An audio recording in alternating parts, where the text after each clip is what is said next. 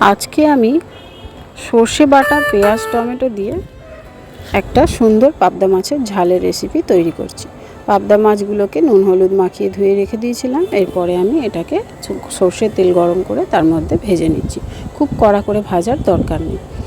এরপরে আমি মাছ ভাজাগুলোকে তুলে নিলাম, নিয়ে সেই সর্ষের তেলের মধ্যে, এটা অবশ্যই সর্ষের তেলে করতে হবে, সর্ষের তেলের মধ্যে পেঁয়াজ আর লঙ্কা কুচনো দিয়ে দিলাম। ভালো করে পেঁয়াজটা নেড়ে চেড়ে নিয়ে বেশ একটু নরম হয়ে এলেই ওর মধ্যে আমি নুন আর হলুদ আন্দাজ করে দিয়ে দিচ্ছি। যে যতটা জিনিসটা তৈরি করছেন সেই হিসেবে স্বাদ অনুযায়ী দিতে হবে। এরপরে আমি একটা জায়গাতে সর্ষে, নুন আর একটা কাঁচা লঙ্কা দিয়ে বেটে রেখেছিলাম। যেহেতু পেঁয়াজগুলো ভাজা ভাজা হয়ে গেছে, তার মধ্যে আমি টমেটো কুচিটা মিশিয়ে দিলাম।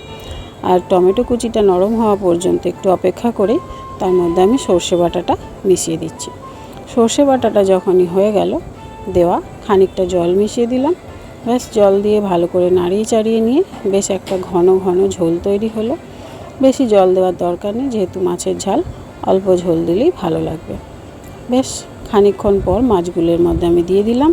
দেখুন, মাছগুলো দেওয়ার পরে বেশ খানিকক্ষণ ফুটিয়ে নিয়েছি টকবক করে। স্ট্যান্ডিং টাইম দিয়ে রেখে দিলাম কিছুক্ষণ। ব্যাস, সার্ভ করে দিলাম। কেমন হয়েছে অবশ্যই জানাবেন, আর আমার চ্যানেলে নতুন যারা সাবস্ক্রাইব করে দেবেন প্লিজ।